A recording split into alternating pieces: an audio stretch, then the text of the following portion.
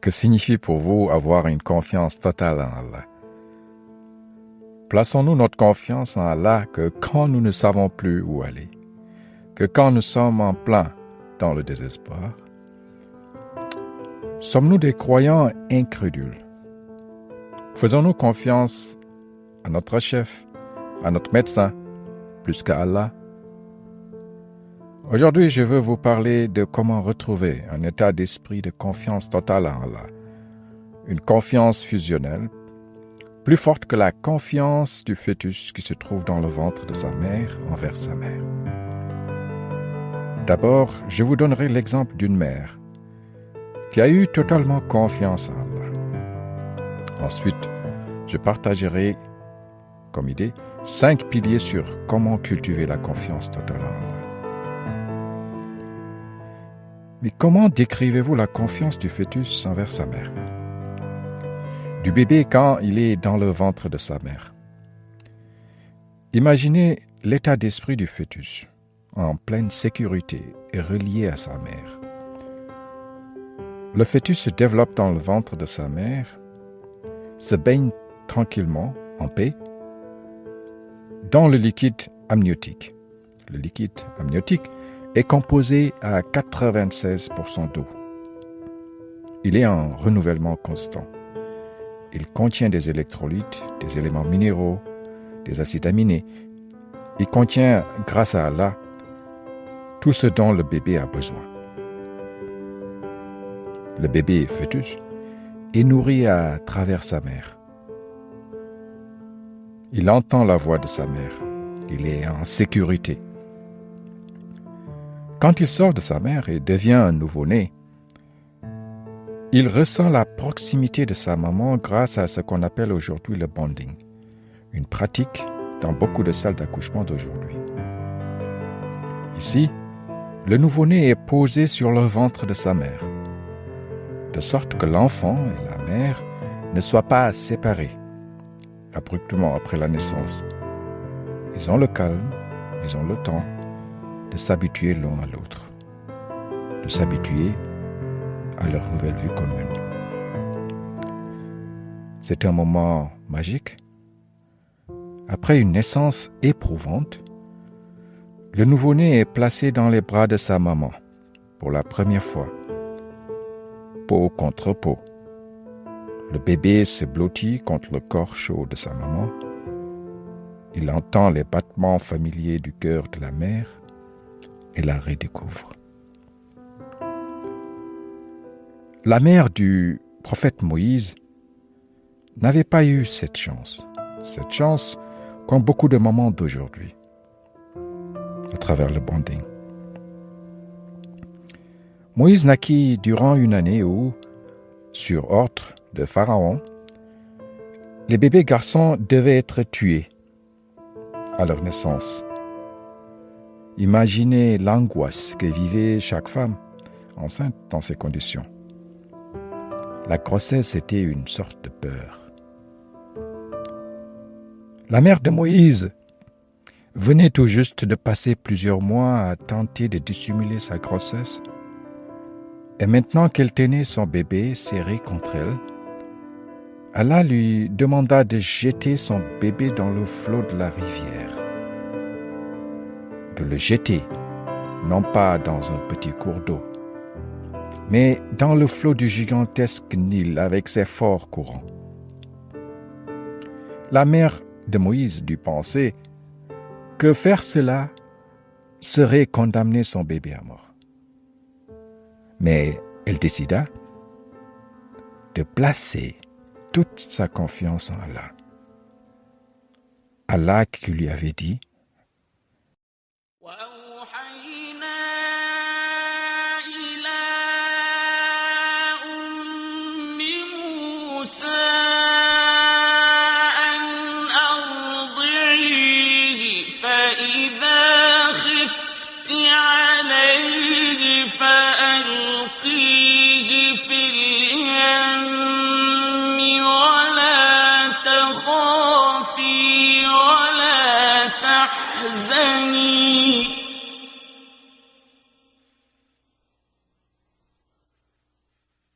فإذا خفت عليه فألقيه في اليم ولا تخافي ولا تحزني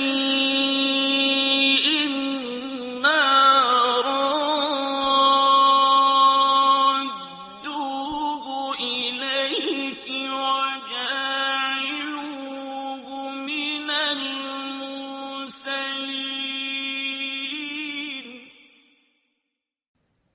Et nous révélâmes à la mère de Moïse, allaite-le.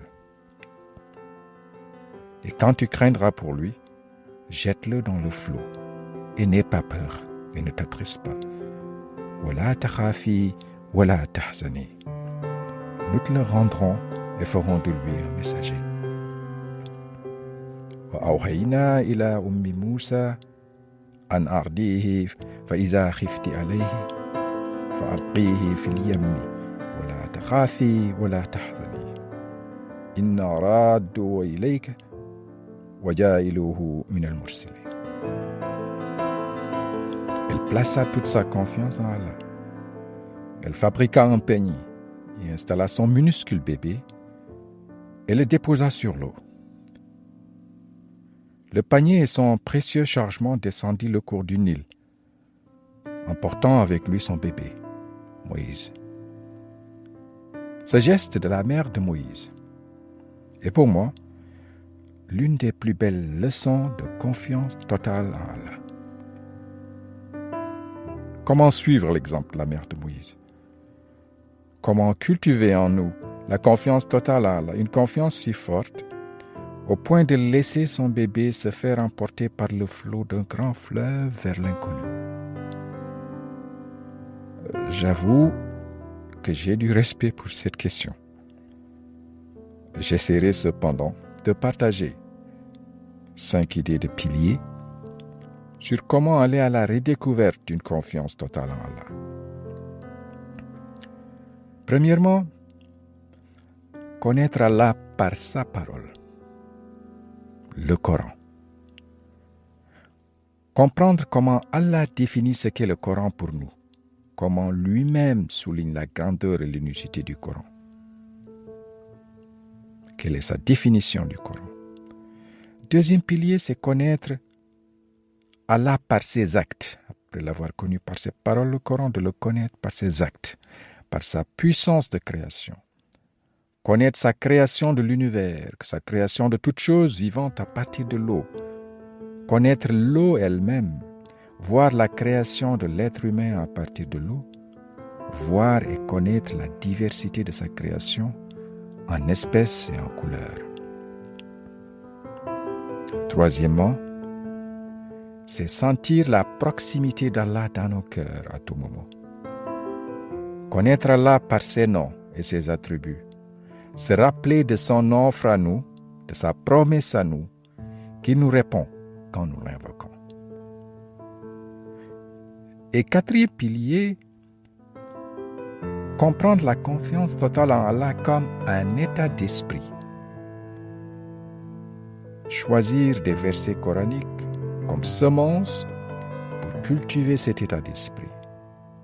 De croire au destin tout en étant proactif, c'est-à-dire de donner le maximum de nous-mêmes d'abord et de laisser le reste à Allah. Et cinquièmement, nous exercer chaque jour dans la recherche de la confiance en Allah, tout en essayant d'être un bon exemple pour nos enfants. Laissez-moi commencer par le premier pilier. Cherchons à connaître Allah à travers sa parole d'abord, le Coran. Allons à la connaissance d'Allah en allant à la rencontre du Coran. Prenons un exemplaire du Coran entre nos mains. Si nous ouvrons un livre du Coran à ses 2 premières pages, nous faisons face à droite à la sourate Fatiha. À gauche, nous faisons face au début de la sourate Baqara. Nous faisons face à 12 versets. magnifiquement enrobés dans de belles calligraphies. En général, ces 12 premiers versets sont répartis en 7 versets de la Fatiha sur la page droite, les 5 premiers versets de la Sourate Al-Baqarah sur la page gauche. L'intensité du contenu et la connexion logique de ces 2 pages du Coran m'ont toujours fasciné. La première Sourate Al-Fatiha, qui nous est familière, contient parmi ces 7 versets 3 courts versets que nous récitons dans nos prières au moins 17 fois par jour. 3 courts versets qui chacun peut remplir des livres. La Fatiha débute par un de ces 3 versets. Alhamdulillahi Rabbil Alamin. Alhamdulillahi Rabbil Alamin. Alhamdulillahi Rabbil Alamin. Louange à Allah, Seigneur de l'univers. Sentez-vous l'univers en récitant ce verset? C'est quoi l'univers? S'agit-il des univers ou d'un univers? Est-ce l'univers des hommes, l'univers des arbres, l'univers des poissons, des fourmis, l'univers du monde sous-marin? Allons-nous à la découverte systématique de la connaissance de l'univers dans notre quotidien? Essayons de développer notre propre sensation de l'univers. إياك نعبد وإياك نستعين. إياك نعبد وإياك نستعين. إياك نعبد وإياك نستعين. C'est toi seul que nous adorons. إياك نعبد وإياك نستعين.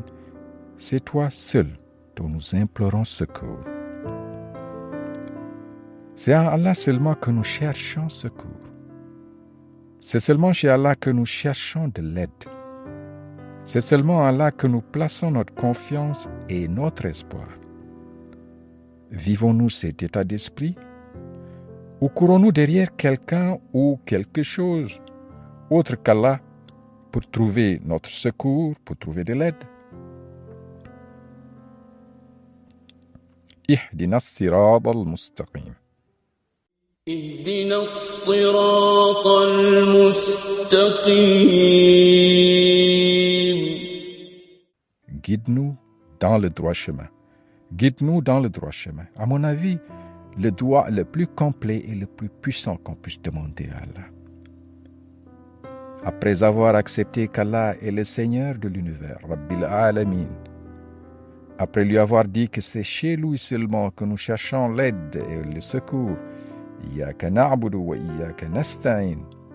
Maintenant, nous l'implorons pour qu'il nous guide sur le bon chemin. Et Allah, comme s'il nous répondait tout de suite, nous disant, vous avez la réponse entre vos mains. Nous implorons, guide-nous sur le bon chemin. Allah nous pointe vers la direction où se trouve le guide, vers le Coran. Le Coran que nous avons entre nos mains. Le Coran que nous devons toujours avoir dans le cœur. Allah répond dès le premier verset de la deuxième page, dès le premier verset de la sourate Baqarah. ذلك الكتاب لا ريب فيه هدى للمتقين. Voici le livre au sujet duquel il n'y a aucun doute. C'est un guide pour les pieux. ذلك الكتاب لا ريب فيه. ذلك الكتاب, voilà le livre. لا ريب فيه, au sujet duquel il n'y a aucun doute. هدى للمتقين.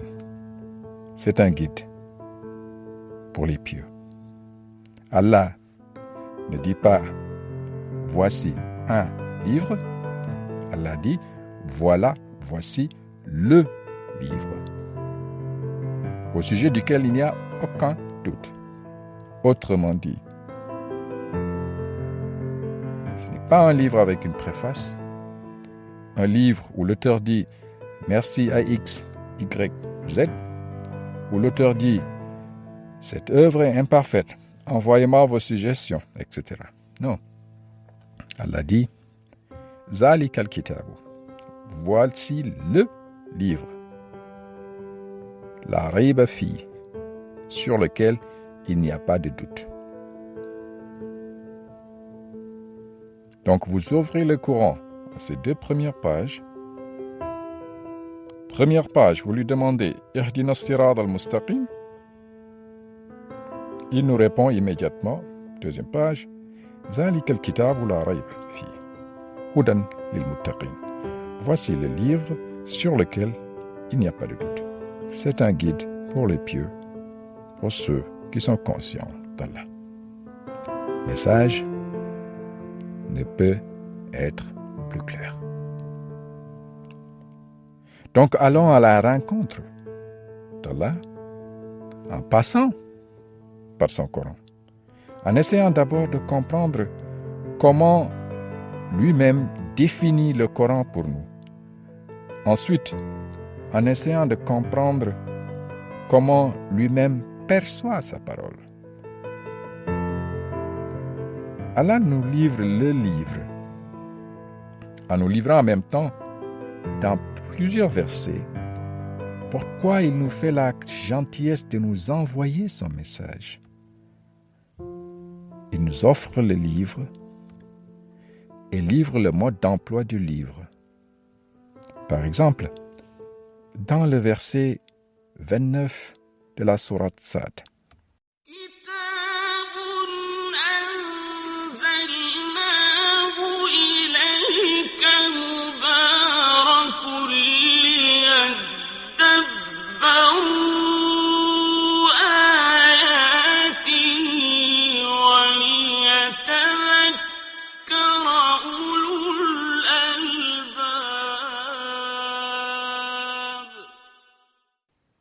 Il dit, un livre béni que nous avons fait descendre vers toi, afin qu'il médite sur ces versets et que les doués d'intelligence réfléchissent. Kitabun anzalnahu ilayka mubarakun, un livre béni que nous avons fait descendre sur toi, liyadabbaru ayatihi, afin qu'il médite sur ces versets. وَلِيَتَذَكَّرَ أُولُو الْأَلْبَابِ, et que les doués d'intelligence réfléchissent. Dans ce verset, Allah nous motive à méditer profondément sur le Coran. يَدَبَّرُوا ayatihi, dire méditer, mais méditer profondément. Pour que nous méditions profondément et que les doués d'intelligence réfléchissent. Le Coran est d'abord et avant tout un appel à la réflexion.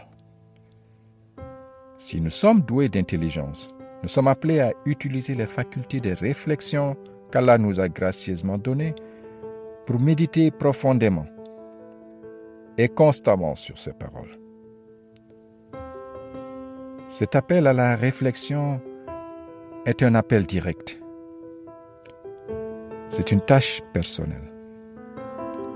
La tâche de réflexion sur le Coran nous incombe individuellement. Nous ne pouvons pas déléguer cette tâche à d'autres. Allah ne nous appelle pas à laisser d'autres réfléchir pour nous. C'est à nous de réfléchir. Mais comme pour toute réflexion personnelle, nous pouvons et nous devons incorporer les réflexions d'autres personnes pour enrichir notre compréhension, pour la faire vivre notre compréhension, pour la rendre plus dynamique. Mais, en fin de compte, L'exercice qui consiste à nous rapprocher d'Allah par la réflexion sur le Coran est un effort individuel. Et c'est bien, par exemple, d'écouter mon podcast, d'écouter d'autres personnes qui prêchent. Mais en fin de compte, ces écoutes sont seulement des ingrédients pour cuisiner votre propre réflexion. Trouvez votre propre sensation du Coran, votre propre porte d'apprentissage, votre propre compréhension des versets. Dans l'un de mes versets préférés, la sourate Yusuf, le verset 57, Allah nous définit limpidement le Coran et souligne 4 fonctions du Coran.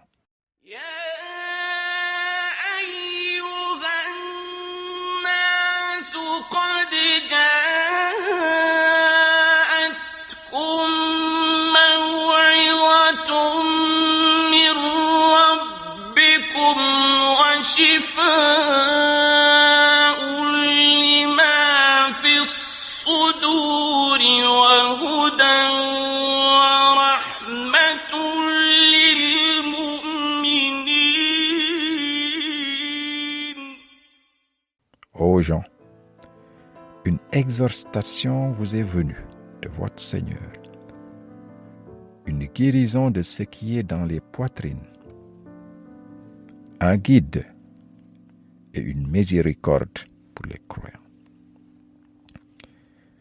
Ya ayyuhan nasu qad ja'atkum maw'idhatum min rabbikum wa shifaa'un lima fis suduri wa hudan wa rahmatun lil mu'minin. Allah souligne le Coran comme un rappel constant, un rappel bien intentionné. Ensuite, il définit le Coran comme étant un remède pour les cœurs. Après, il répète que le Coran est un guide. Et enfin, il définit le Coran comme une miséricorde pour les croyants. 4 éléments. Le Coran est rappel, remède, guide et miséricorde. Allah ne s'arrête pas là. Dans le verset suivant, il nous dit que le Coran est ce que nous devons chérir le plus dans notre vie. Car, dit-il, c'est mieux que tout ce que nous amassons ou ce que nous cherchons à amasser. Il dit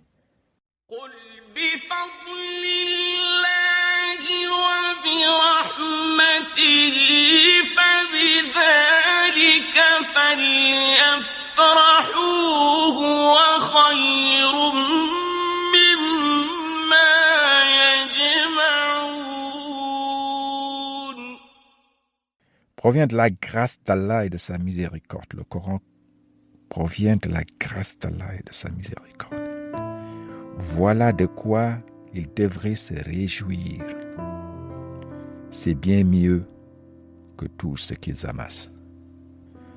قُلْ بِفَضْلِ اللَّهِ وَبِرَحْمَتِهِ فَبِذَلِكَ فَلْيَفْرَحُوا هُوَ خَيْرٌ مِّمَّا يَجْمَعُونَ. Au milieu des problèmes qui vous envahissent, qui envahissent nos vies, réservons du temps pour lire, réciter, comprendre, réfléchir, appliquer, diffuser et mémoriser le Coran. Tout en veillant à aborder le Coran comme le livre, L majuscule, E majuscule, c'est Allah lui-même qui magnifie le caractère unique et le caractère complet du Coran.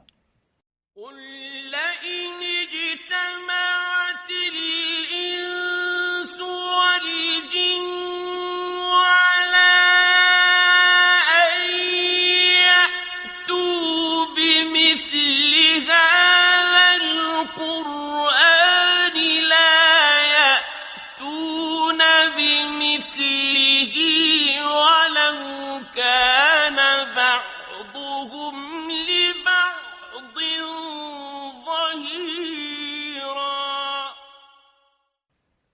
même si les hommes et les djinns s'unissaient pour produire quelque chose de semblable à ce Coran, ils ne sauraient produire rien de semblable, même s'ils se soutenaient les uns les autres. قل لئن اجتمعت الإنس والجن على أن يأتوا بمثل هذا القرآن لا يأتون بمثله ولو كان بعضهم لبعض ظهيرا.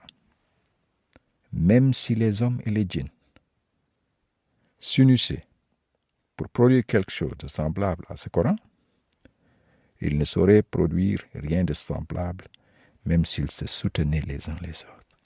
C'est le livre. Il est unique, qu'aucune créature ne peut produire. Et son contenu est inépuisable. C'est ce qu'Allah nous dit.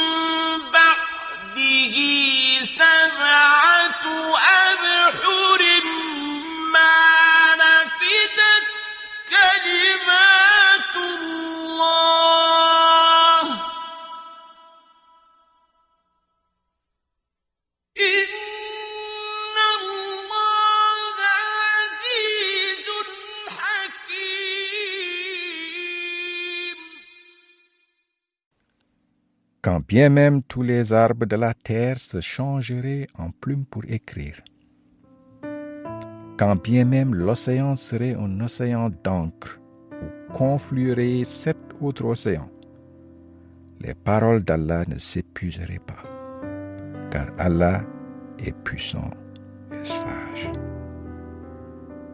وَلَوْ أَنَّ مَا فِي الْأَرْضِ مِنْ شَجَرَةٍ أَقْلَامٌ والبحر يمده من بعده 7 أبحر ما نفدت كلمات الله إن الله عزيز حكيم.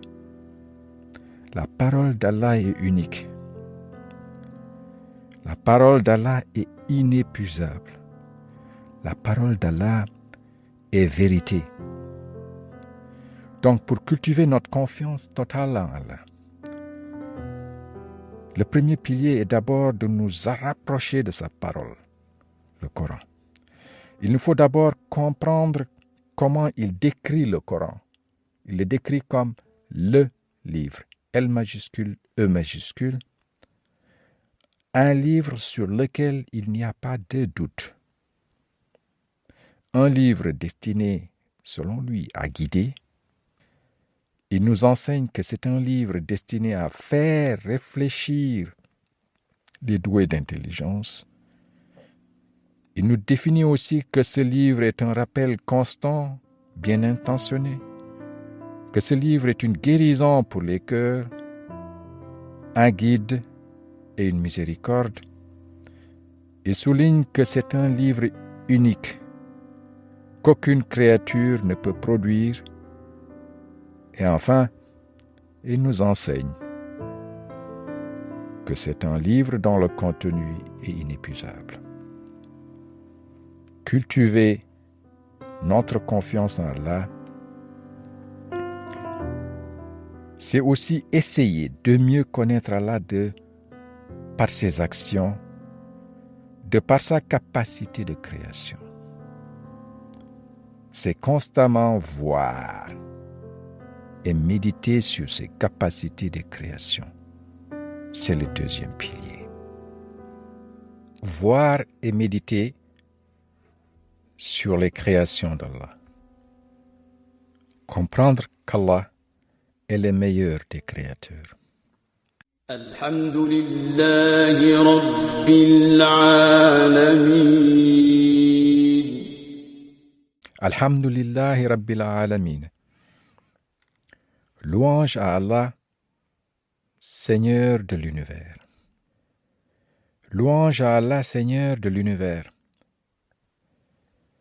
Sentez-vous la curiosité d'aller à la découverte de ce qu'est l'univers? quelle est l'origine de l'univers? La réponse est dans le verset 30 de la sourate Al-Anbiya.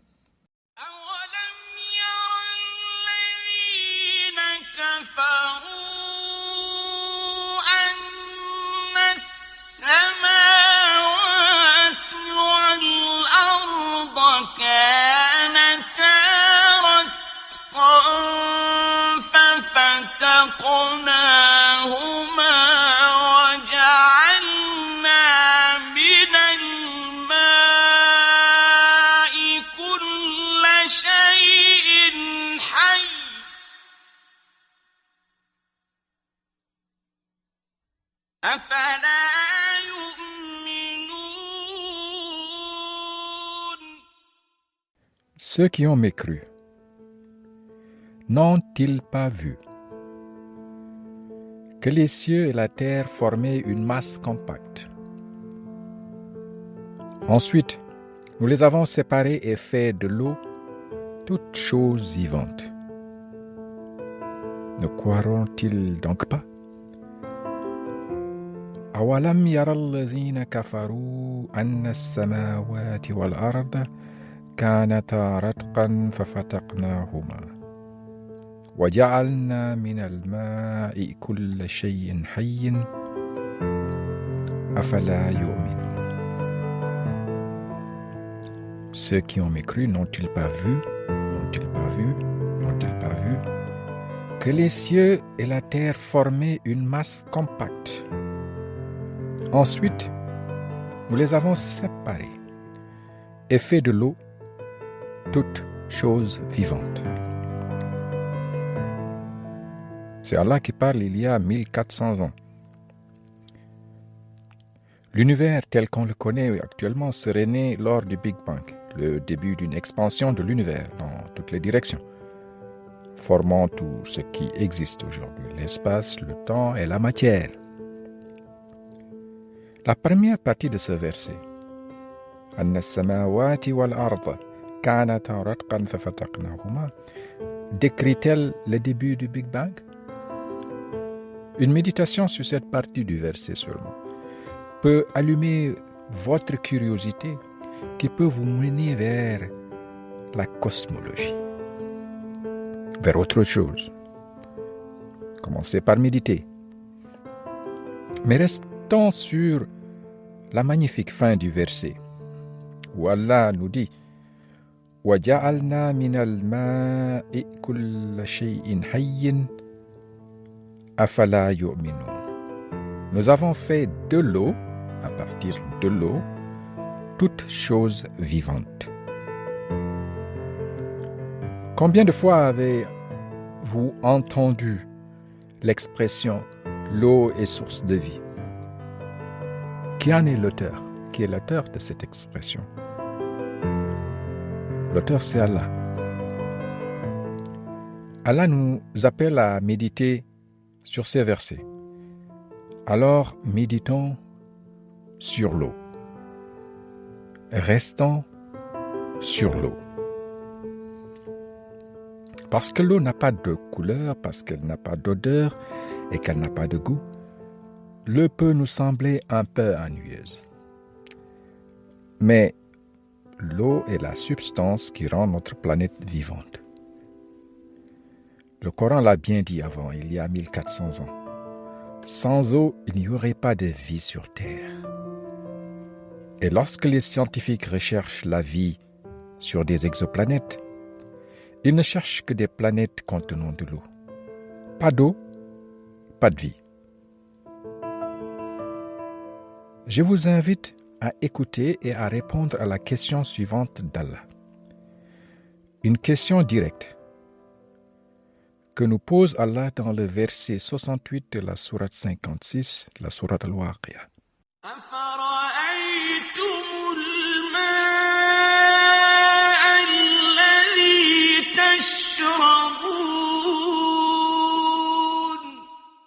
Voyez-vous donc l'eau que vous buvez?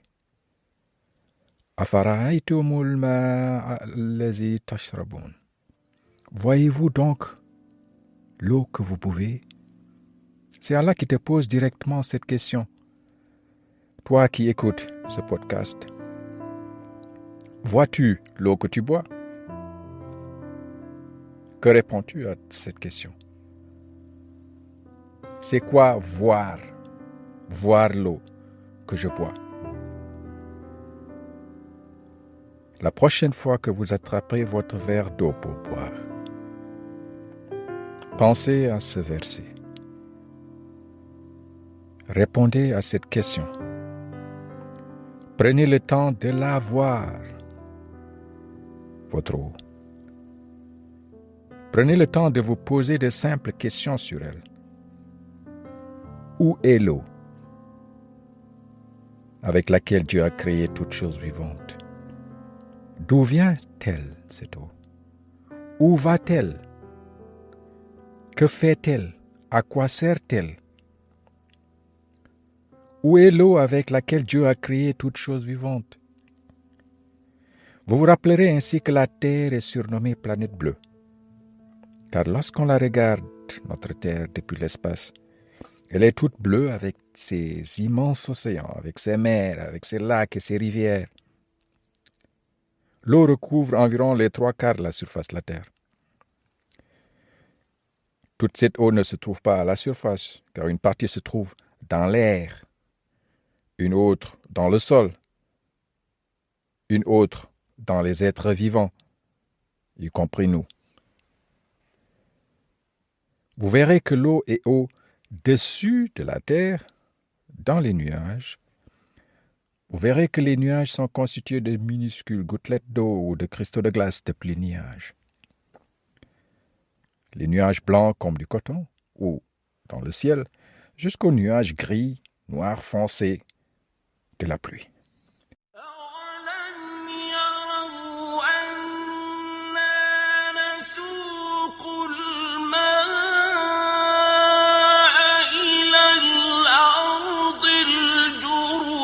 فنخرج به زرعا تأكل منه أنعامهم وأنفسهم أفلا يبصرون. N'ont-ils pas vu que nous poussons l'eau vers un sol aride? N'ont-ils pas vu que nous poussons l'eau vers un sol aride, qu'ensuite nous en faisons sortir une culture que consomment leurs bestiaux et eux-mêmes? Ne voient-ils donc pas? Ne voient-ils donc pas? Allah commence ce verset par « N'ont-ils pas vu ?» et termine par « Ne voient-ils donc pas ?» Voyons, essayons de voir. Vous verrez que l'eau est non seulement au-dessus de la terre, dans les nuages, mais aussi sur la terre. Vous verrez que l'eau est en perpétuel mouvement, qu'il y a des marées hautes et des marées basses, et l'eau tombe du ciel sous forme de pluie, dévale les pentes des montagnes, finit par se déverser dans les mers et les océans. Elle coule dans les rivières, elle est en mouvement.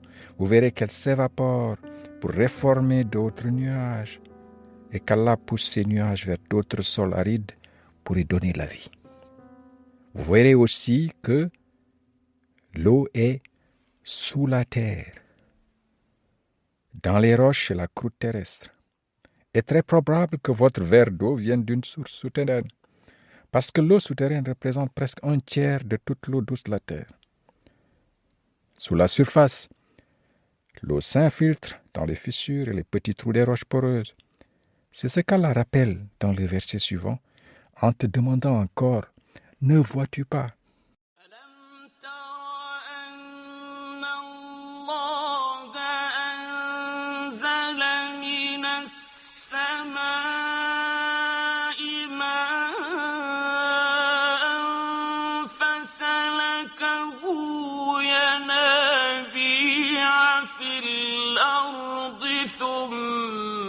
يخرج به زرعا مختلفا ألوانه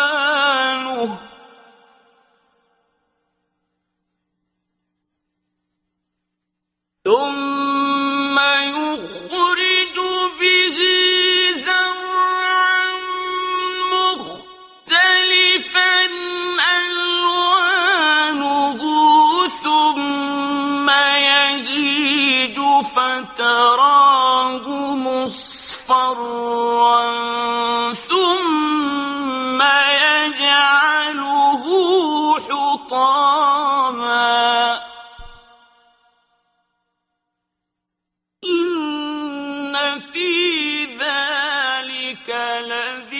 لأولي الألباب. Ne vois-tu pas qu'Allah fait descendre du ciel de l'eau, puis l'achemine vers des sources dans la terre? Ensuite, avec cela, il fait sortir une culture aux couleurs diverses, laquelle se fane ensuite, de sorte que tu la vois jaunie. Ensuite, il les réduit en miettes. Alam tara anna Allah anzala minas samaa'i ma'an. Ne vois-tu pas qu'Allah fait descendre du ciel de l'eau, puis il l'achemine vers des sources dans la terre. L'eau est dans les nuages, au-dessus de la terre, elle est sur la terre, elle est sous la terre, l'eau est aussi dans les plantes. Vous admirerez que l'eau s'infiltre dans le sol, comme Allah l'a dit, jusqu'aux racines, se déplace ensuite dans des vaisseaux conducteurs vers le haut de la plante, jusqu'aux feuilles, où elle s'évapore à nouveau. Vous vous rendrez compte quand vous essayez de voir aussi qu'il s'agit là du processus de photosynthèse durant lequel la plante utilise une partie de l'eau pour fabriquer ses nutriments pour pouvoir se tenir debout. Allah vous dit qu'il a tout créé à partir de l'eau. L'eau est dans les nuages au-dessus de la terre, elle est sur la terre, elle est sous la terre, elle est dans les plantes. Vous verrez aussi que l'eau est dans les êtres vivants. Comme Allah l'a dit, tous les êtres vivants dépendent de l'eau. Qu'il s'agisse d'animaux, de plantes ou de minuscules microbes, les êtres vivants sont composés environ de 70% d'eau. Si vous divisez votre corps en 3 parties, les 2 parties sont de l'eau. Presque tous les processus vitaux, comme celui de la digestion des animaux, ne peuvent se dérouler sans eau.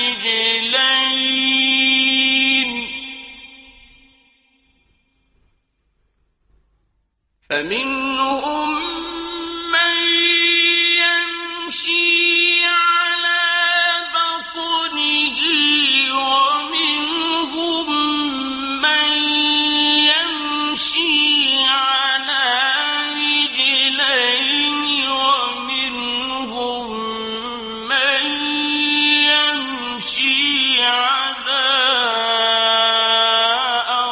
4.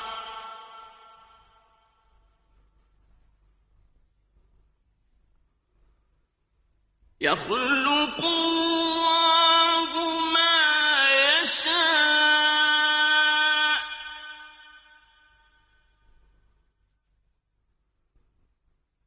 إن الله على كل شيء قدير.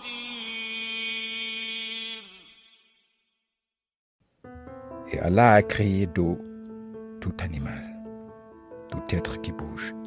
Il y en a qui marchent sur le ventre, d'autres marchent sur 2 pattes, et d'autres encore marchent sur 4. Allah crée ce qu'il veut, car il est omnipotent. Wallahu khalaqa kulla dabbin min ma'in. Allah créa d'eau tout animal. فمنهم من يمشي على بطنه ومنهم من يمشي على رجلين ومنهم من يمشي على 4. يخلق الله ما يشاء إن الله على كل شيء قدير. Vous voyez donc l'eau que vous buvez? C'est la question d'Allah. Voyez-vous l'eau que vous buvez? Nous avons vu que l'eau est dans toutes les choses vivantes. Voyons aussi que les choses vivantes sont dans l'eau. Ce qui n'est pas étonnant car plus de 70% de la Terre est recouverte d'eau. Nous ne voyons que la minorité de la vie. La plus grande partie de ce qui vit sous l'eau. La vie invisible est plus vaste que la vie visible. D'innombrables animaux, algues, plantes vivent dans l'eau. Ils se développent et se reproduisent sous la surface de l'eau. Dans les profondeurs des océans, dans les mares minuscules et les rivières calmes ou tumultueuses, on trouve des êtres vivants, étonnants et magnifiques. Il y a sous les eaux un univers de créatures magnifiques d'Allah. J'ai eu la chance de faire la plongée au large de Zanzibar. Une expérience inoubliable qui a magnifié à moi l'immensité et la variété de la création d'Allah. Mais nous n'avons pas besoin de voyager loin pour découvrir la puissance, l'immensité et la variété de la création d'Allah. Il nous suffit dans un premier temps de nous rappeler que l'eau est en nous. Il nous suffit d'être plus conscient que nous sommes faits à partir de l'eau, plus conscient de ce qu'Allah nous dit. وَجَعَلْنَا مِنَ الْمَاءِ كُلَّ شَيْءٍ حَيٍّ. Allah nous dit que nous, espèces humaines, sommes issus d'une petite goutte d'eau.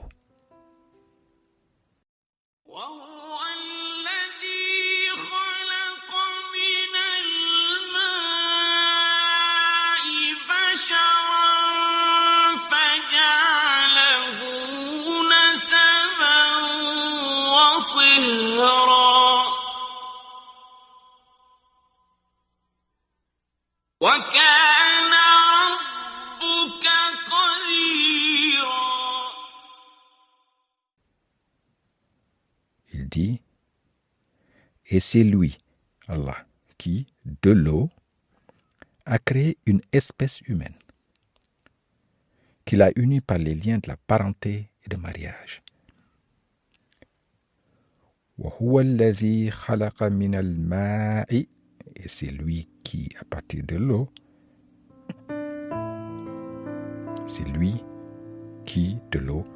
a créé une espèce humaine. Toi, moi, nos parents, tout le monde. Oui, c'est ça. Allah nous le rappelle. Nous sommes issus de l'eau.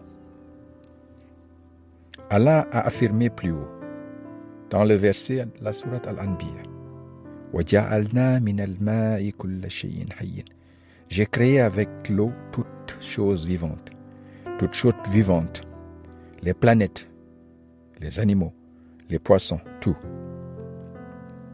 Dans le verset précédent, la sourate Al-Furqan, il concrétise l'affirmation pour l'être humain. Il créa l'être humain, comme il le dit, à partir d'une goutte de sperme, qu'il faut le rappeler est constitué à plus de 95% d'eau.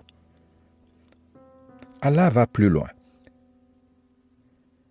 Il décrit le processus de création de l'être humain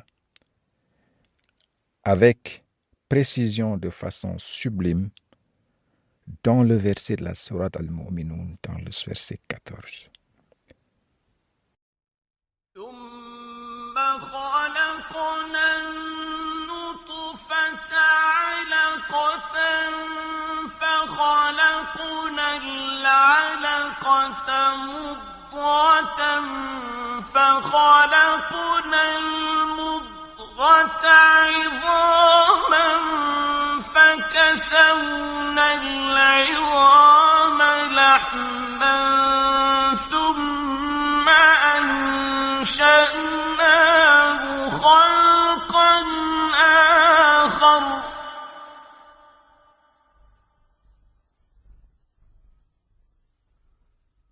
فتبارك الله أحسن الخالقين.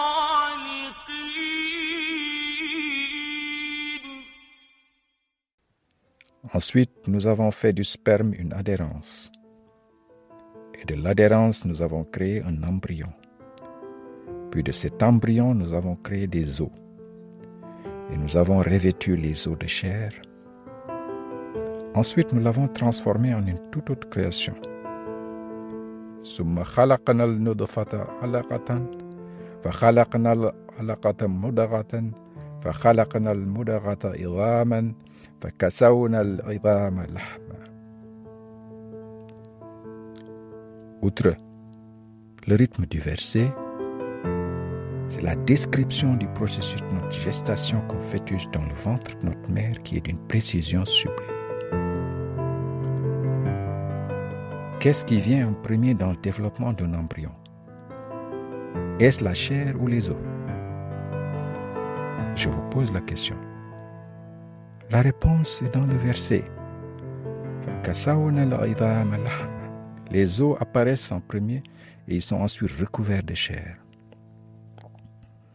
Et il faut se rappeler que cette description du verset date de plus de 1400 ans, d'un temps sans microscope. Allah est le meilleur des créateurs, comme nous le rappelle la fin du verset.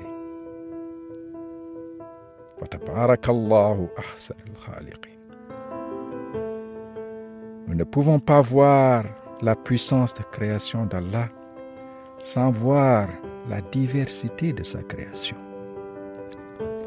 Une diversité faite d'espèces, de formes et de couleurs, sur laquelle les deux prochains versets nous apostrophent.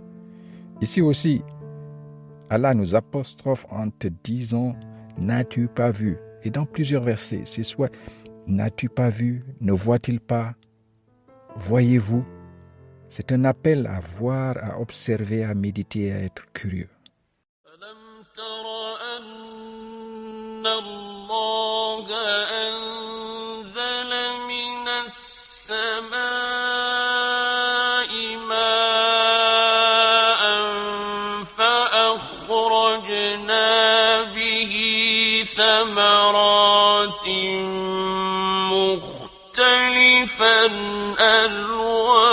ألوانها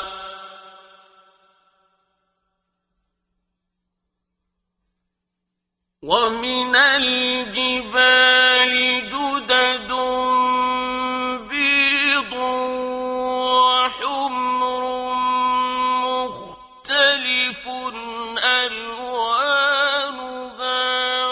وغرابيب سود. En dehors de mentionner les fruits qu'il crée à partir de l'eau et leur variété en couleurs, Allah pointe notre attention vers la nature, vers les sillons blancs et rouges dans les montagnes, vers les roches noires, une façon de nous dire d'être attentifs à la nature, de voir les couleurs qui sont lumière. Quelle diversité dans la création! En plus de la diversité des couleurs dans les fruits, dans les montagnes, dans les roches, le meilleur des créateurs nous dit aussi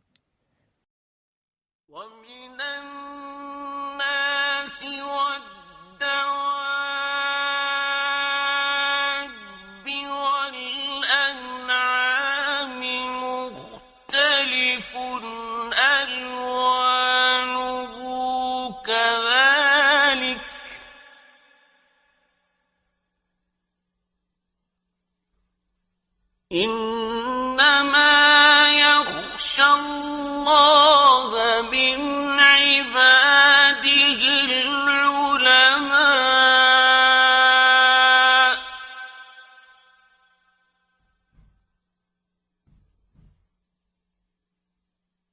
إن الله عزيز غفور. Il y a pareillement des couleurs différentes parmi les hommes, les animaux et les bestiaux. Parmi ses serviteurs, seuls les savants craignent. Allah est certes puissant et pardonneur. Allah termine ce verset par seuls ceux qui savent sont conscients d'Allah. Alors essayons de gagner en savoir.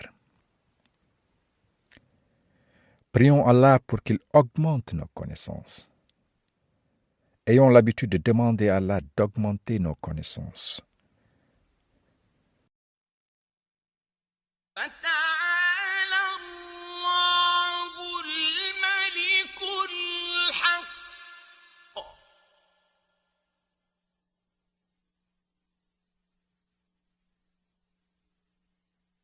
ولا تعجل بالقرآن من قبل أن يقضى إليك وحيه وقل رب زدني علما. Que soit exalté Allah, le vrai souverain. Mon Seigneur, accrois mon savoir. رب زدني علما. Mon Seigneur, accrois mon savoir. Incorporons cette prière. Rabbi zidni ilman. Car être curieux, apprendre et méditer est un moyen de cultiver notre confiance totale en Allah. Plus nous avançons dans notre curiosité, plus nous avançons dans notre quête de mieux connaître l'univers, plus nous réalisons la puissance de création d'Allah. Plus nous remarquons notre insignifiance face à la grandeur d'Allah et de sa création. Ce qui nous rendra de plus en plus humbles au fur et à mesure que notre connaissance augmente. Cette croissance en humilité va nous aider à mieux nous réajuster, à moins nous prendre trop au sérieux, donc à être plus aptes à placer notre confiance totale entre des mains sûres, entre celles d'Allah. Allah, celui qui ne meurt jamais. C'est en apprenant chaque jour sur Allah, sur sa création, que nous essayons de suivre l'exemple de la mère de Moïse. La mère de Moïse avait toujours cette propre conviction qu'Allah était à ses côtés. S'efforcer de sentir la proximité d'Allah, s'efforcer de se rappeler sa promesse de répondre et de l'invoquer pour qu'il renforce notre état d'esprit de confiance totale en lui, c'est le troisième pilier. Touchez votre cœur. Mettez votre main sur votre cœur et écoutez ce verset. Touchez votre cœur. Mettez votre main sur votre cœur. يا أيها الذين آمنوا استجيبوا لله وللرسول إذا دعاكم لما يحييكم واعلموا أن الله يحول بين المرء وقلبه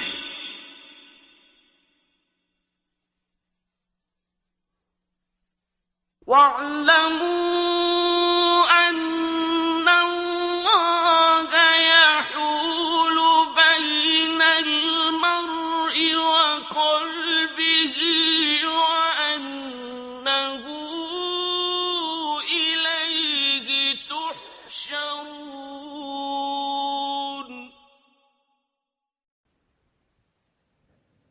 Ô vous qui croyez, répondez à Allah et aux messagers lorsqu'ils vous appellent à ce qui vous donne la vraie vie. Et sachez qu'Allah s'interpose entre l'homme et son cœur et que c'est vers lui que vous serez rassemblés. Ya ayyuhallazina amanu stajibu lillahi wa lirasuli idha da'akum lima yuhyikum wa'lamu anna Allah ya'ulu bayna al-mar'i wa qalbihi wa annahu ilayhi tuhsharun. Wa'lamu anna Allah ya'ulu bayna al-mar'i wa qalbihi. Allah est entre nous et notre cœur. Le tout miséricordieux, Ar-Rahman, nous englobe de sa miséricorde. Le plus grand protecteur est entre moi et mon cœur. Le plus généreux est entre moi et mon cœur. Al-Wadoud, le plus aimant, est entre moi et mon cœur. Quoi de plus tranquillisant? Quoi de plus rassurant de savoir que la force des forces est non seulement en moi, mais que cette force bienveillante me rassure en me promettant: je suis là, tout proche. Je te réponds quand tu m'appelles. Je suis là quand tu as besoin de moi.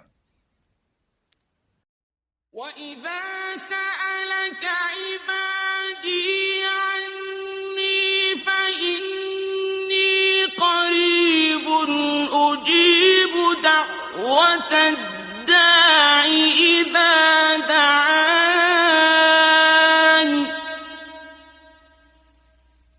أُجِيبُ دَعْوَةَ الدَّاعِ إِذَا دَعَانِ فَلْيَسْتَجِيبُوا لِي وَلْيُؤْمِنُوا بِي لَعَلَّهُمْ يَرْشُدُونَ. Quand mes serviteurs t'interrogent sur moi, alors je suis tout proche. Je réponds à l'appel de celui qui m'invoque quand il m'invoque. Qu'il réponde donc à mon appel et qu'il croit en moi, afin qu'il soit bien guidé. وَإِذَا سَأَلَكَ عِبَادِي عَنِّي فَإِنِّي قَرِيبٌ. Je suis tout proche. أُجِيبُ دَعْوَةَ الدَّاعِ إِذَا دَعَانِي. Je réponds à l'appel de celui qui m'invoque quand il m'invoque. C'est une promesse magnifique. Alors pourquoi avoir des soucis? Pourquoi avoir des remords? Quand nous avons le plus grand, le plus fort des gardes-corps qui nous protègent. Allah nous connaît. Il est entre nous et notre cœur.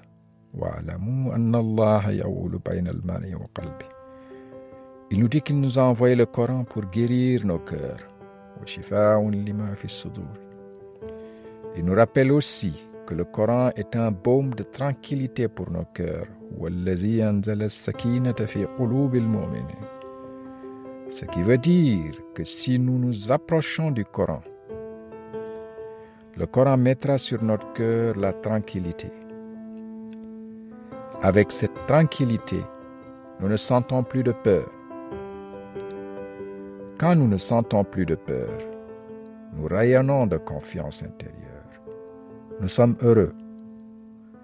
Nous rayonnons une paix durable, une paix nourrie de cette confiance totale que nous avons en Allah. La confiance totale en Allah est avant tout un état d'esprit. Prions Allah pour qu'il nous donne cet état d'esprit et travaillons à toujours faire confiance en Allah. S'entraîner à vivre un état d'esprit qui consiste à toujours faire confiance en Allah, c'est le 4e pilier. S'entraîner à vivre un état d'esprit de confiance totale à Allah est une aspiration à un bonheur total. Une aspiration à vivre avec une paix intérieure dont la source est un cœur guéri par la tranquillité offerte par le Coran. Avoir un état d'esprit de faire toujours confiance en Allah. Avoir cet état d'esprit dans le sang est la clé du bonheur. Pour cultiver cet esprit, cet état d'esprit de confiance totale à Allah, il nous faut trouver les bonnes graines. Quand nous voulons cultiver quelque chose, la graine doit être d'abord bonne. Il nous faut trouver les bonnes graines de semences issues du Coran, les planter dans notre cœur et les arroser régulièrement. Pour initier cette collecte de bonnes graines de semences, je vous propose aujourd'hui les 4 versets suivants. Vous pouvez en trouver d'autres.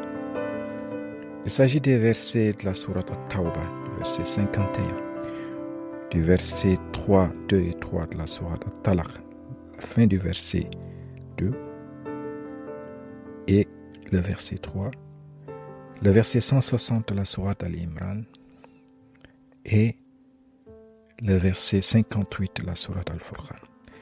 Ce dernier te dit: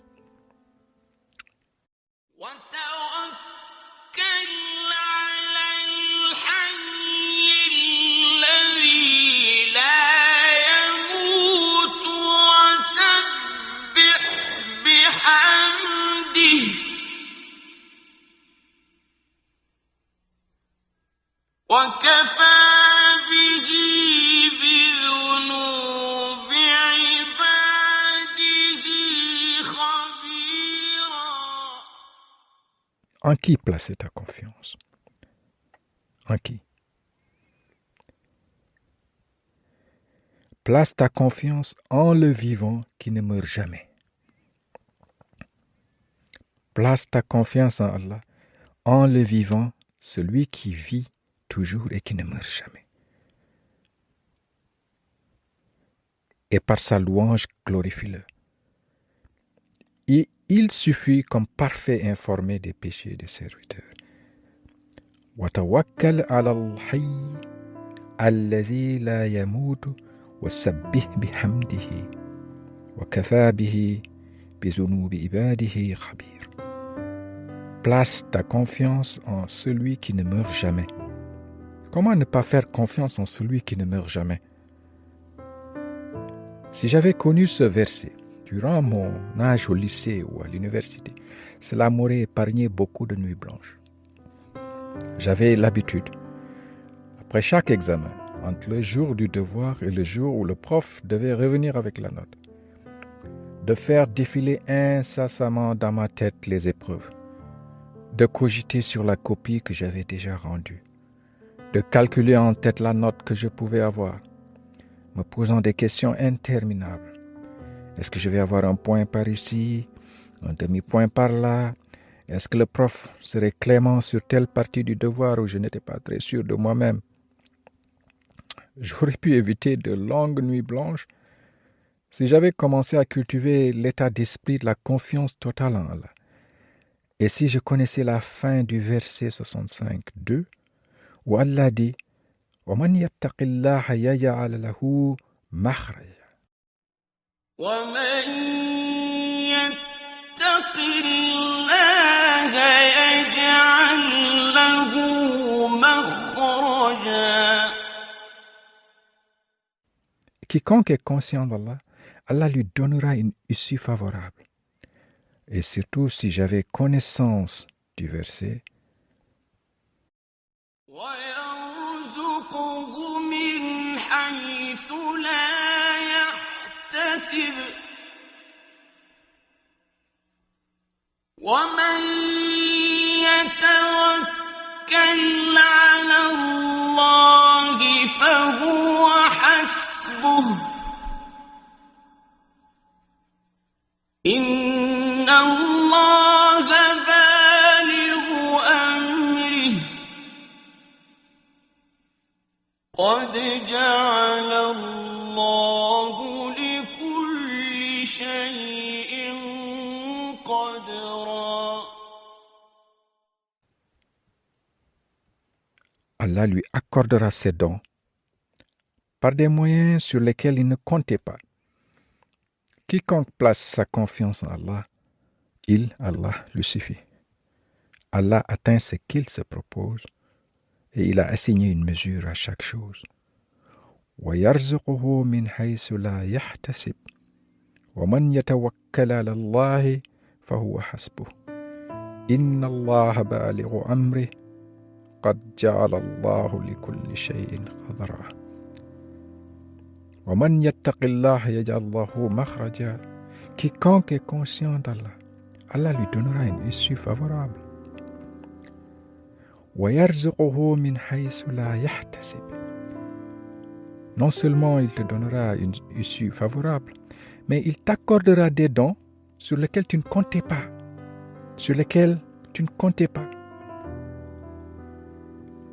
Les bonnes surprises. وَمَنْ يَتَّوَكَّلْ عَلَى اللَّهِ فَهُوَ حَسْبُهُ. Et quiconque place sa confiance en Allah, Allah suffit. Ça, c'est la graine fondamentale qu'il faut mettre dans le cœur. Mon problème de cogitation hypothétique sur mes notes de devoir peut paraître banal comparé au problème de beaucoup de gens malades qui sont déprimés ou qui sont inquiets pour leur avenir ou qui ont peur pour l'avenir de leurs enfants. Quand nous sommes dans de telles situations, quand nous sentons que nous avons besoin de protection, vers qui cherchons-nous secours? Vers qui?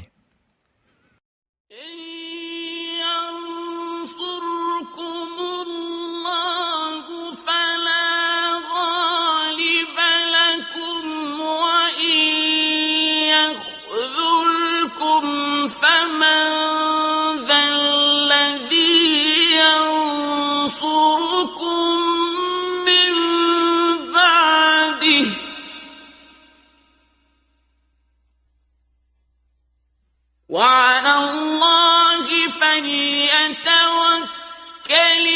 المؤمنون.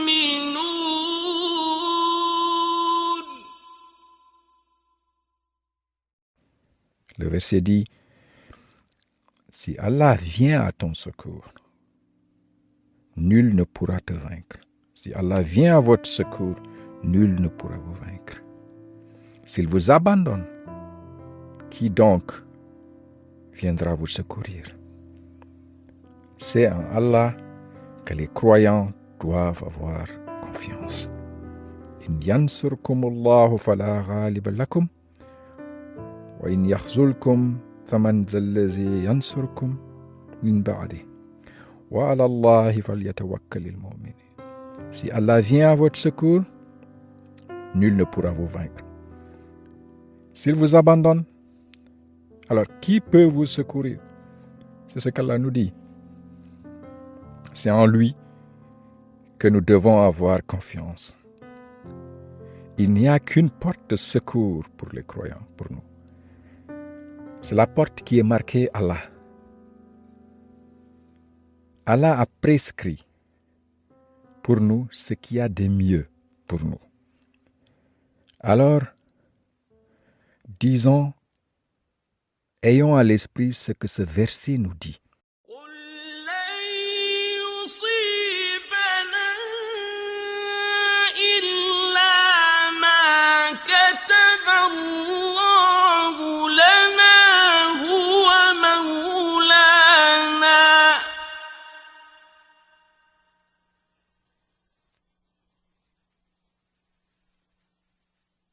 وعلى الله فليتوكل المؤمنون.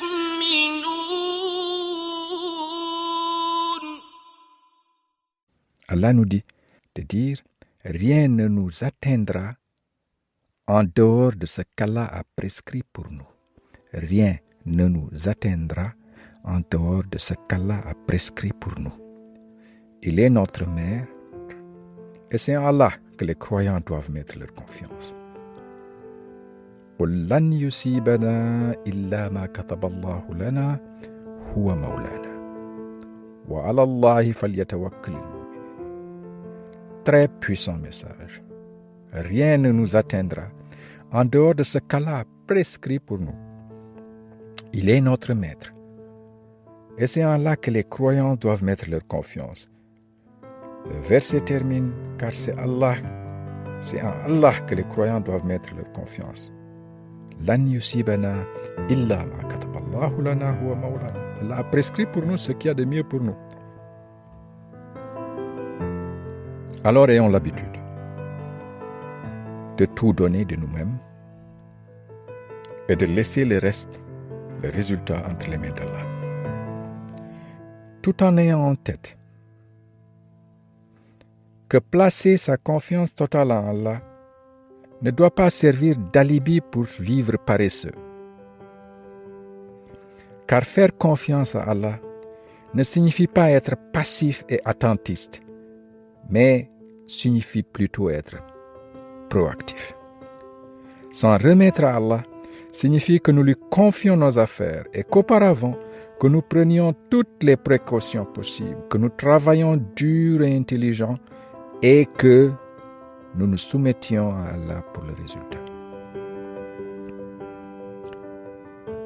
Deux exemples démontrent l'importance de cette attitude. Deux exemples de deux personnes élues et comblées par Allah pour porter les missions les plus exaltantes et les plus difficiles qu'un être humain puisse porter. Il s'agit de Mariam, mère de Jésus, et du prophète Mohammed sallallahu alayhi wa sallam. Au prophète Mohammed sallallahu alayhi wa sallam, Allah s'adresse en ces termes, comme pour le coacher en management. Il lui dit: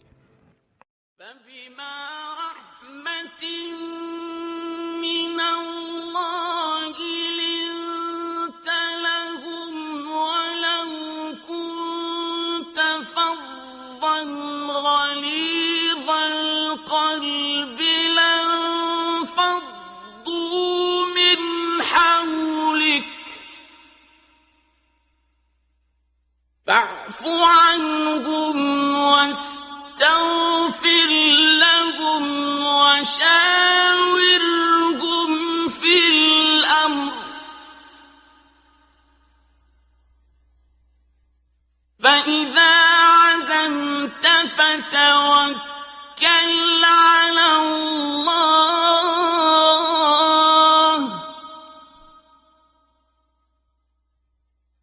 إن الله يحب المتوكلين.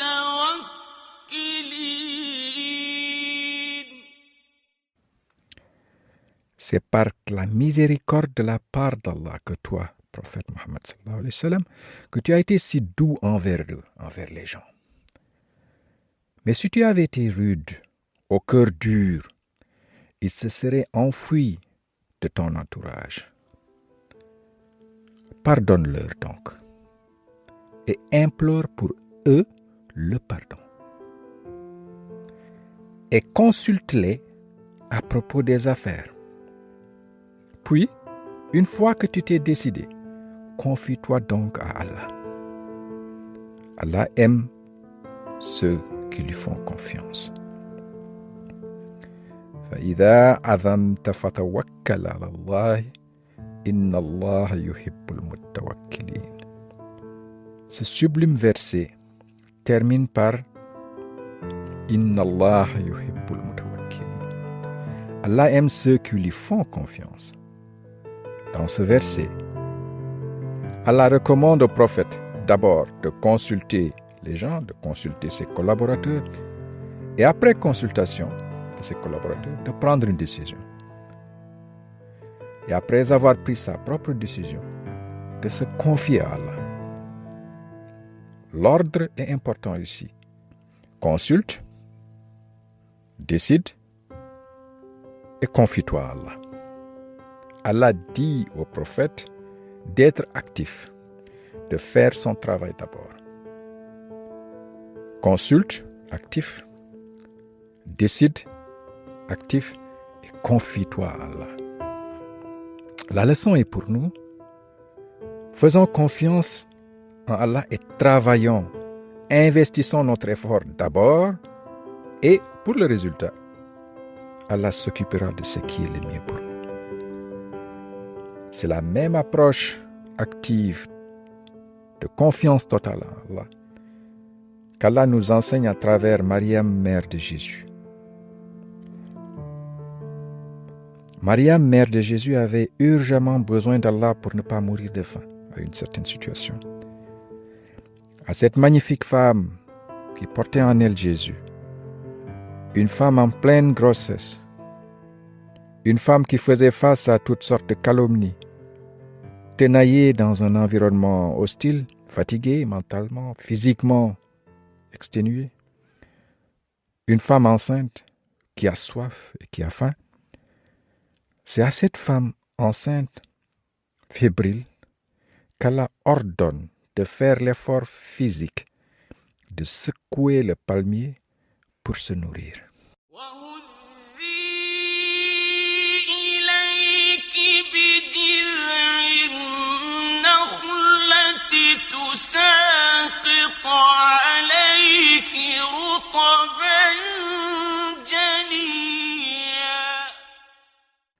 Secoue vers toi le tronc du palmier.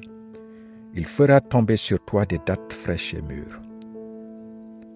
Allah connaissait mieux que quiconque la situation dans laquelle se trouvait Mariam, mère de Jésus. Allah aurait pu, car il en est capable, de lui faire tomber toutes sortes de bonnes nourritures directement dans la bouche, sans qu'elle ne soit obligée de bouger d'un millimètre.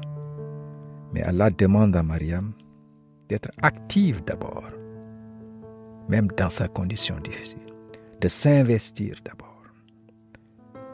Si Allah demande à ces deux personnes élues, au prophète Mohammed sallallahu alayhi wa sallam et à Mariam, mère de Jésus, d'être actifs d'abord, puis de placer leur confiance en lui, qu'en est-il de nous autres?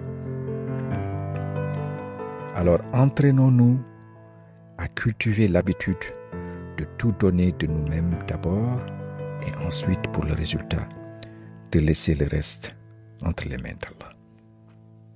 L'entraînement au jour le jour, c'est le 5e pilier.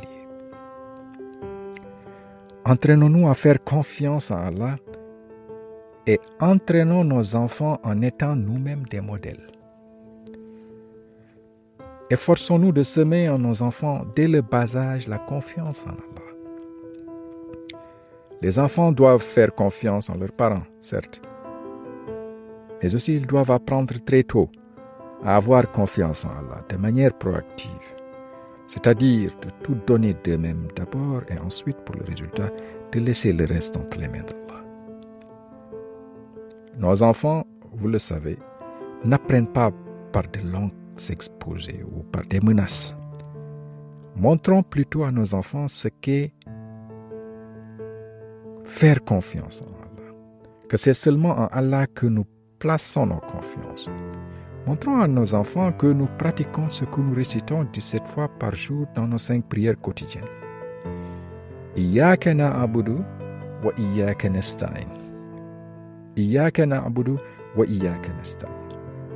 Allah, c'est seulement chez toi que je cherche refuge. C'est seulement chez toi que je cherche de l'aide. C'est seulement en toi que j'ai confiance. Alors, sentons le contenu puissant de ce verset. Prions par ce verset quand nous le récitons. Sentons ce verset chaque jour pour en faire le socle de notre état d'esprit qui consiste à toujours faire confiance en Allah. J'ai commencé aujourd'hui par rappeler l'exemple de la mère de Moïse. Elle plaça toute sa confiance en Allah. Elle se sépara de son bébé et le déposa sur l'eau du Nil qui emportait avec lui son bébé, Moïse. Ce geste de la mère de Moïse est pour moi l'une des plus belles leçons de confiance totale en Allah.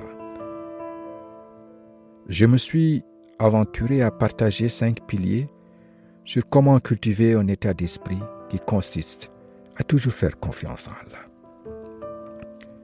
Le premier pilier consiste à chercher à connaître Allah par sa parole, le Coran, qui est vérité.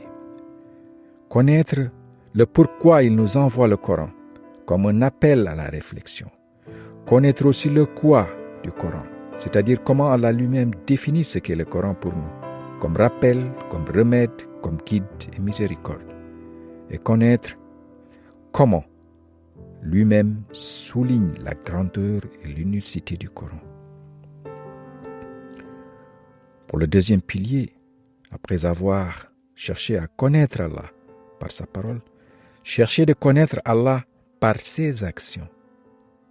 D'investir notre temps et notre attention pour connaître Allah par sa puissance de création, sa création de l'univers, sa création de toutes choses vivantes à partir de l'eau, son appel à voir l'eau elle-même, à comprendre la création de l'être humain à partir de l'eau, à voir la diversité de sa création en espèces et en couleurs. Le troisième pilier, après avoir connu Allah par sa parole, par ses actions, par sa création, de sentir la proximité d'Allah dans nos cœurs à tout moment. Le connaître par ses noms et ses attributs, se rappeler de sa promesse à nous, de nous répondre quand nous l'invoquons, de savoir et de sentir sa proximité qu'il est entre nous et notre cœur. Quatrième pilier, c'est de comprendre la confiance totale en Allah comme un état d'esprit. Choisir dans le Coran des versets semences pour cultiver cet état d'esprit. Croire au destin tout en étant proactif. Donner le maximum de nous-mêmes d'abord avant de rester le reste. Pour le reste, Allah a prescrit ce qui est de mieux pour nous. Cinquièmement, s'exercer. S'exercer et être un exemple. Nous exercer chaque instant à renforcer notre état d'esprit de la confiance totale en Allah, tout en essayant d'être un bon exemple pour nos enfants. Nous sommes des musulmans. Nous nous appelons soumis et croyants. Mais souvent, à travers nos axes, nous ressemblons davantage à des croyants incrédules. Nous faisons confiance à notre pilote, à notre médecin, à notre chef, plus qu'à Allah et à sa parole. Nous nous tournons souvent vers Allah que quand nous sommes désespérés. Essayons de donner à Allah sa première place dans nos vies. Mettons notre totale confiance en lui qui ne meurt jamais. Montrons-lui que c'est chez lui seulement que nous cherchons refuge. Formulez par vous-même et pour vous-même une prière journalière dans votre langue que vous adressez à Allah pour qu'il renforce votre lien avec lui, pour qu'il renforce la confiance que vous avez envers lui. Une prière, par exemple.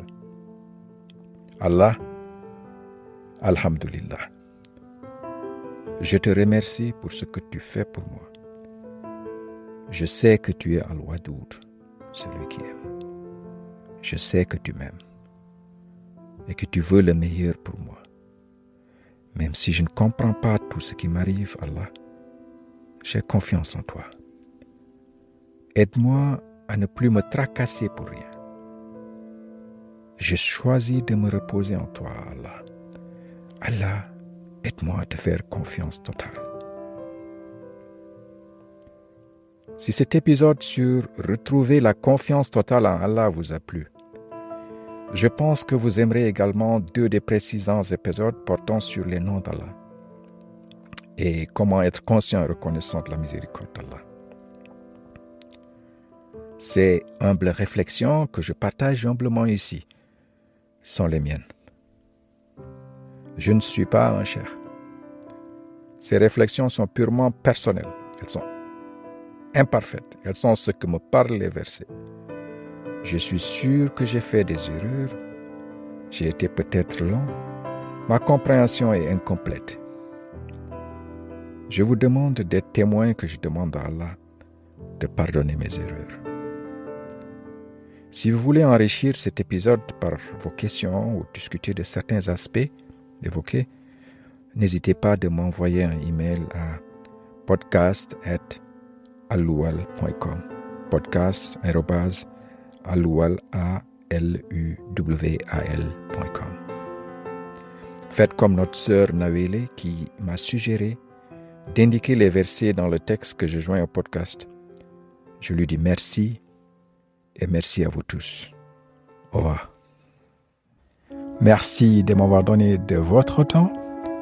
Retrouvez tous les épisodes de mon podcast Aloual Coran sur Apple Podcast, Google Podcast, Deezer, Spotify. Partagez avec vos amis et abonnez-vous gratuitement. Visitez mon site aloual.com. Je me réjouis de vos suggestions par email à podcast@aloual.com. À la prochaine.